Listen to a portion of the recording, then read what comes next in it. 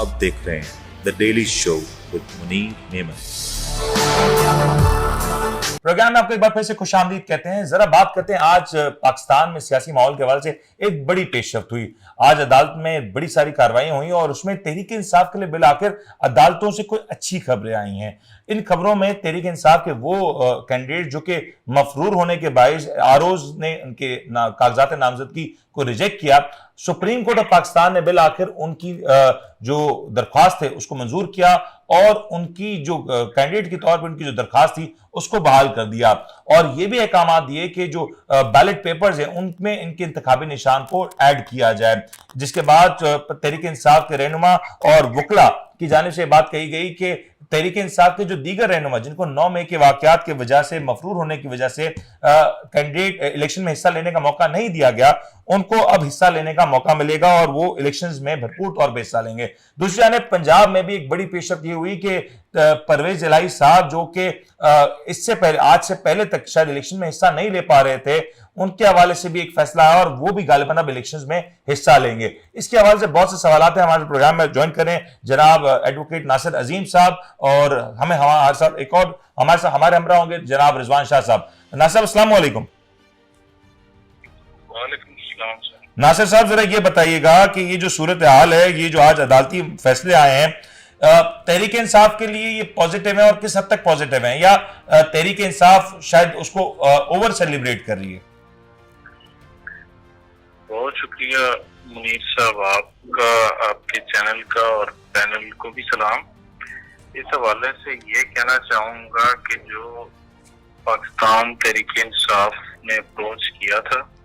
और जो भी फैसला इस वक्त आया है वो खुशाइन तो है और पीटीआई सेलिब्रेट भी कर रही है, लेकिन देखना ये होगा कि तफसीली फैसला क्या है और जो इंटरम फैसला या जो मौके पे सुना गया है या स्क्रीन्स पे या ब्रेकिंग की सूरत में, वो तो यही है कि इंतखाबी निशान ऐड कर दिया जाए और जो लोग नाअहल हुए थे इख्तियारी होने की वजह से उसको नाअहल नहीं किया जा सकता, जो रिमार्क्स सुने हमने। अब देखना ये होगा कि क्या निशान ऐड अप होता है कि नहीं। दूसरी जानिब पेशावर हाई कोर्ट ने भी एक रहनुमा के हवाले से रिमार्क्स दिए हैं कि आप आ जाएं, सरेंडर करें तो हम आपको इजाजत दे सकते हैं और बाकी रहनुमाओं को भी जमानतें वगैरह हमने दी है। तो ये वो सारी सिचुएशन है जिसकी पीटीआई मिस कैलकुलेट कर गई स्टार्ट में, और खास तौर पर उनके लॉयर्स जो ये समझ नहीं पा रहे थे कि हर दरख्वास्त को मुकदमा नहीं बनाना होता, सही बनाते रहे और स्क्रीन। लेकिन आज बिलाकर मुकदमे की सूरत में एक रिलीफ भी मिला ना पीटीआई को। रिलीफ मिला, सलमान अकरम राजा साहब की एफर्ट थी जो मेरे के मुताबिक है, अपने इंतखाबी निशान के लिए उन्होंने अप्रोच किया था और उन्होंने एक, क्योंकि ज़ीरक वकील हैं, काबिल वकील हैं, उन्होंने कोशिश की कि बाकी जितने भी लोग इनके साथ शामिल रहे वो सियासी अंदाज से वकालत करते रहे, जिसका नुकसान पीटीआई और इमरान खान को भी हुआ था। मैं इस तरफ आता हूँ नासिर साहब, ये खान साहब वाले मामले के ऊपर भी गुफ्तगू करेंगे, लेकिन शाह साहब ये जो आज जो डेवलपमेंट हुई है कि तहरीक इंसाफ के 2 रहनुमाओं को सुप्रीम कोर्ट से बाकायदा तौर पर इजाजत मिल गई, फिर पंजाब की सूरत में हम देख रहे हैं कि दीगर रहनुमाओं को इजाजत मिली, केपीके से भी एक रिलीफ की सूरत हाल में आज हमें रिलीफ की सूरत हाल तहरीक इंसाफ की नजर आई। आपको लगता है कि महज इत्तेफाक है कि एक दिन में इतनी सारी चीजें तहरीक इंसाफ के हक में जाती दिखाई दे रही हैं? बिस्मिल्लाहिर्रहमानिर्रहीम जी, बहुत शुक्रिया मुनीर भाई, और मेरे दोस्त नासिर अजीम साहब बैठे हुए हैं, बड़े प्यारे वकील हैं, लेकिन थोड़ा सा झिझक के बात कर रहे हैं, उसकी वजह नहीं समझ आई मुझे। देखें, बात यह है कि जो डिटेल फैसला आएगा उसकी आउटलाइन तो दे दी है पहले ही अदलिया ने, तो वो उससे से तो नजर आ रहा है कि अदलिया ने इजाजत दे दी है और शफाफ इलेक्शन ही मुल्क को मजबूत कर सकते हैं और अवाम और तमाम सियासी जमातों को सियासी सरगर्मियों की मुकम्मल और यकसा आज़ादी मिलनी चाहिए और आईने पाकिस्तान इस हक को तहफ़्फ़ुज़ फराहम करता है। तो ये एक बड़ा खुशहाल फैसला है अदलिया का। यहाँ पर कोई अच्छा या बुरा नहीं होना चाहिए, सारे पाकिस्तानी है और सबको जो है वो और शाह साहब, ये जो आज जस्टिस अतहर मिन्नल्लाह और जस्टिस मंसूर अली शाह साहब की जो रिमार्क्स है अदालत में, वो बड़े प्रिसाइज थे। इनफैक्ट उन्होंने बहुत से ये भी बात कही कि जो मफरूर है उसको इलेक्शंस का हक हासिल है। यहाँ ये भी बात हुई कि जो आरओ ऑफिस में फिजिकली प्रेजेंट होने के हवाले से भी कानून में इस तरह की कोई बात नहीं की गई। बहुत से मामलात में जहां पे इलेक्शन कमीशन की जानिब से मुख्तलिफ तौजियात पेश की गई, उनका कानूनी जवाब मौजूद नहीं था इलेक्शन कमीशन के पास। तो आपको नहीं लगता कि शायद इलेक्शन कमीशन की तैयारी कुछ कमजोर थी या शायद इलेक्शन कमीशन ने इस तर्ज पे इस तमाम तर सूरत हाल को एंटिसिपेट नहीं किया था? देखिए, इलेक्शन कमीशन ऑफ पाकिस्तान का जो चीफ जस्टिस के सामने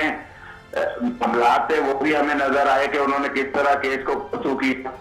ठीक है, उधर भी उन्होंने वाज़ेह कोई पोजीशन नहीं ली और इधर भी उन्होंने कोई वाज़ेह पोजीशन नहीं ली। तो इलेक्शन कमीशन ऑफ पाकिस्तान का वो फर्ज बनता है कि इलेक्शन कमीशन ऑफ पाकिस्तान जो है अपने ऊपर गैर मुतनाज़ा इलेक्शन का दाग ना लगने दे, वरना इतने मुश्किल माशी हालात में कौम के टैक्स से पैसे से करवाने वाले जो इंतखाबात के नताइज होंगे उसको सियासी पार्टियां मानेंगी नहीं, तो उस नुकसान का कौन जिम्मेदार है? और ये जो 9 मई के वाकयात के बाद जो तहरीक इंसाफ के रहनुमा मफरूर हुए हैं, इश्तिहारी हैं मफरूर कह लें,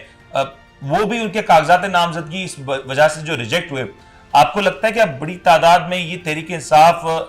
इस हवाले से भी अपील दायर करेगी और कहीं ना कहीं एक साइजेबल तादाद इस वक्त इस इलेक्शन में हिस्सा लेने के लिए वापस आ सकती है? देखिए मुनीर साहब, मेरा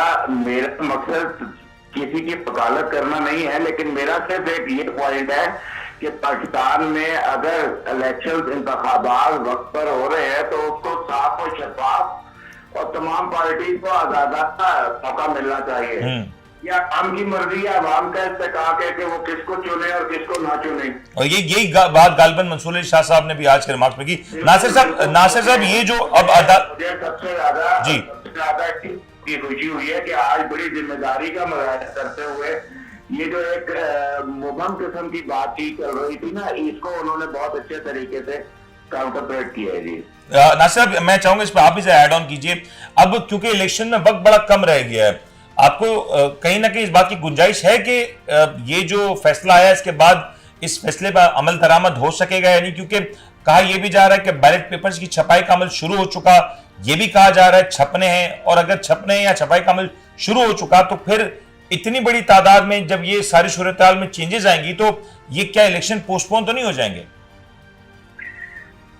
मुनीर साहब, बड़ा खूबसूरत आपका सवाल है। आपको अपने मंजर पे ले जाता हूँ और याद करवाता हूँ कि पार्लियामान में पार्लियामेंटेरियंस ने कानून पास करके इलेक्शन कमीशन को इख्तियारात दिए थे और वो जब चाहें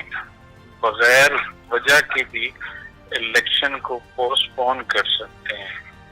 और उनकी इख्तियारात अब लामहदूद हैं किस्म के। अभी के हालात के मुताबिक आपकी तजिया या सवाल दुरुस्त साबित हो सकता है कि जब हर चीज छप रही है तो वो ये उज़र पेश कर सकते हैं कि जो बैलेट है वो छप गया है, और अगर वो छप गया है तो ये पोस्टपोन करने के लिए भी एक वजह काफी होगी कि एडअप करने के लिए हमें अब दोबारा टाइम चाहिए और जो पैसे का ज़िया है उसको रिकवर करने के लिए भी और नासिर साहब ये भी प्लीज ऐड कीजिएगा कि जो अब फैसला आया, आपके ख्याल में, आपकी दानिश में, आप बड़े करीबी तौर पे जानते हैं मामलात को, तहरीक इंसाफ के ऐसे कितने ही रहनुमा होंगे जो आज के फैसले को अपने लिए बेंचमार्क बनाएंगे और फिर दरख्वास्तें इनके हक में भी आएंगी और फिर कहीं ना कहीं इलेक्शन कमीशन को उनके फैसलों को भी रिवर्स करना पड़ेगा? कितनी तादाद हो सकती है? क्या 30-35 हलकों तक ये बात जा सकती है? नील साहब, सलमान अकरम राजा साहब के अलावा अभी तक किसी के मुंह से नहीं सुना था कि वो भी चाहते हों कि इंतखाबी निशान मिल जाए या बहाल हो। मुझे नहीं लगता कि ये बाकी इस तरफ जाएंगे, और अगर गए तो फिर ये डिले या फिर इस तरह की सूरत हाल हो सकती है, वो किसी भी जानिब से ये डिले की सूरत हाल बन सकती है। मतलब आप डिले को रूल आउट नहीं कर रहे ना शाह साहब, यही मैं चाहूंगा, इसको आप ऐड ऑन कीजिएगा कि अभी जब मेरे ख्याल से हम गुफ्तगू कर रहे हैं, आज इलेक्शन कमीशन की जानिब से कुछ इतलात हैं कि वो अपने पूरे सिस्टम को चेक कर रहे हैं, फाइनल चेक कर रहे हैं, और फाइनल टेस्टिंग आज हो रही है। अगर आज फाइनल टेस्टिंग हो रही है तो फिर एक सवाल ये कि क्या ये फाइनल टेस्टिंग पहले नहीं हुई थी, और फिर ये भी सवाल है कि अगर ये तादाद 30-35 हल्कों तक पहुंच जाती है और पाकिस्तान के मुख्तलिफ इलाकों से इनका ताल्लुक हो, केपी के, पंजाब, सिंध के इलाकों से, बलूचिस्तान के इलाकों से, तो क्या ये बात को रद्द किया जा सकता है, खारिजुल इम्कान किया जा सकता है कि इलेक्शंस मुलतवी हो सकते हैं? देखिए मुनीर साहब, बात यह है कि इलेक्शन कमीशन और पाकिस्तान की जिम्मेदारी है इलेक्शन वक्त पर करवाना, जिसका वो वादा भी कर चुके हैं। सर वो वादा करने के बाद ये भी कह रहे हैं कि इतनी तब्दीली हो रही है, हम नहीं करा पा रहे। मेरी बात सुन लें ना, मेरी बात सुन लें। इधर इतना ह्यूज बजट है पाकिस्तान के अवाम के टैक्स के पैसों का, वो इलेक्शन के लिए रखा गया, तो क्या इलेक्शन कमीशन और पाकिस्तान हर किस्म की सूरत हाल के लिए तैयार नहीं था, या इसमें उनकी कुछ बदनीयती नजर आती है कि अगर वो फौरी तौर पे कह दें? देखिए, इलेक्शन के इंतजाम करना, इलेक्शन के तमाम वसाइल पूरे करना, ये इलेक्शन कमीशन और पाकिस्तान की जिम्मेदारी बन जाती है जब उनको इलेक्शन का बजट रिलीज हो चुका है। उसके अंदर अगर चेंज ऑफ प्लान उनको करना है तो ये उनकी जिम्मेदारी है, ये उनके ऊपर एक कानूनी जिम्मेदारी। लेकिन शाह साहब, जैसे हम देख रहे हैं कि तहरीक इंसाफ के रहनुमाओं के आज भी सिंबल्स तब्दील हो रहे हैं,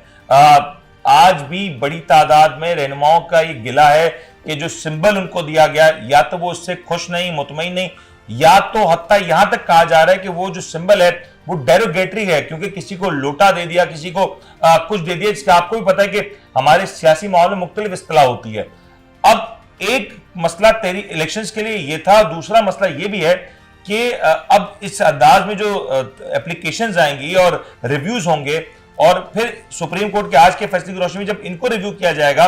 तो 30, 35, 40 हल्कों में ये बात फैल जाएगी, और फिर ये इलेक्शंस को वक्त पे कराना, वक्त इतना नहीं रह गया सर, वक्त इतना नहीं रह गया तो इन चीजों को वक्त पर होना चाहिए ना। दिन रात काम करे, 24/7 और फिर भी अगर ना हो सके,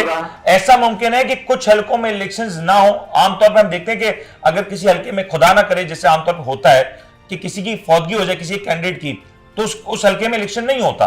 ऐसा मुमकिन है कि पाकिस्तान के 10, 15, 20, 30 हल्कों में इलेक्शंस ना हो, बाकी मुल्क में हो जाए। देखिए, मुमकिन तो इसको कुछ भी हो सकता है, नियत की बात है। अगर बदनीयती पर इलेक्शन कमीशन और पाकिस्तान काम कर रहा है तो यकीनन उनके पास बेशुमार उधर हैं, बेशुमार तरीके हैं उनके पास, बेशुमार उनके पास कानूनी सिकम है इसके अंदर। लेकिन मैं फिर दोबारा आपको ये बता रहा हूँ कि अगर 10-15 हल्कों में इलेक्शन नहीं भी होता या डिले होता है तो कम से कम जो है वो बाकी तमाम पाकिस्तान के अंदर इलेक्शन कमीशन और पाकिस्तान को वक्त पर इलेक्शन का इनेकाद करवाना, ये उनकी आईनी और कानूनी पॉइंट टेकन। शाह साहब, मैं आपकी तरफ आता हूँ, मैं आपकी तरफ आता हूँ, लेकिन मुझे नासिर साहब एक और सवाल भी करना है। तहरीक इंसाफ आज से 2 दिन पहले इस हवाले से कॉन्फिडेंट थी कि ये फैसला उनके हक में आया, ये फैसला उनके हक में आज हमें देखने में भी आया। तहरीक इंसाफ एक और हवाले से कॉन्फिडेंट है कि इलेक्शन से पहले या तो इस बात का फैसला हो जाएगा कि जो कैंडिडेट जीत के आते हैं वो पार्टी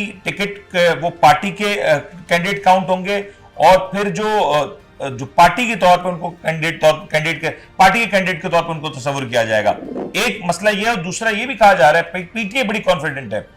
कि मुख्तलिफ मुकदमात में जो इस वक्त खान साहब इस वक्त जेल में मौजूद हैं, उनकी रिहाई भी हो सकती है इलेक्शन से पहले। आपको ये दोनों मामलात में कोई इम्कानात नजर आ रहे हैं? सर, जहाँ तक खान साहब की रिहाई की बात है तो मुझे नहीं लगता कि इलेक्शन से पहले वो बाहर आएंगे या आ सकते हैं। ये वैसे ही एक वो कह लें कि खुशी का इजहार पीटीआई हमेशा कर देती है। प्रैक्टिकल वर्क ऑन पेपर इनका जीरो रहा है लीगल साइड पे। सेकंड, आप जो सवाल कर रहे हैं कि पार्टी के ये प्लेटफॉर्म के जो लोग होंगे जीतेंगे, ये काउंट होंगे नहीं होंगे, पीटीआई कह रही है काउंट होंगे, तो अर्ज ये है इंतखाबी निशान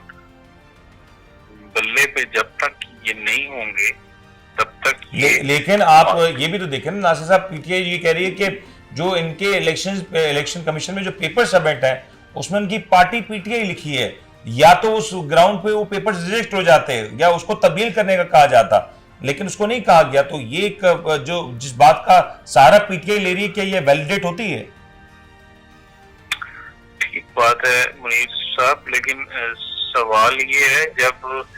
कानूनी निकात की नजर में देखा जाएगा, जब केस बनेगा, जब इनराफ किया जाएगा पार्टी से, तो फिर जब मुकदमात या खत लिखा जाता है तो इलेक्शन कमीशन कानून निकाल सकता है कि ये तो आपके इंतखाबी निशान या पार्टी प्लेटफॉर्म से नहीं लड़ेगा। प्लेटफॉर्म एक ही होता है ना, इंतखाबी निशान बल्ला। अब पूरे पाकिस्तान में डिफरेंट निशान है इनके, पूरे पाकिस्तान में। नहीं, ये नासिर साहब आप थोड़ा सा से काम ले रहे हैं, जिसमें भागने में और भगाने में बहुत आसानी रहेगी तमाम लोगों को अपनी मन मर्जी से जीतने के। अच्छा, ये मुमकिन है नासिर साहब, मैं शाह साहब आपकी तरफ आता हूं, क्या ये मुमकिन है कि ये इलेक्शन जीतने के बाद 2 या 3 दिन के वक्त में पार्टी ज्वाइन कर लेते हैं, तो फिर इसके ऊपर कोई इम्प्लीमेंटेशन होगी? सब सवाल ही यही है, जीतने के बाद इन्हें पार्टी ज्वाइन करनी पड़ेगी या नॉन लीग। लेकिन पार्टी के रुकने तो आज भी बहाल है ना, पार्टी का सिंबल डिस्क्वालीफाई हुआ या पार्टी डिस्क्वालीफाई हुई है? सर,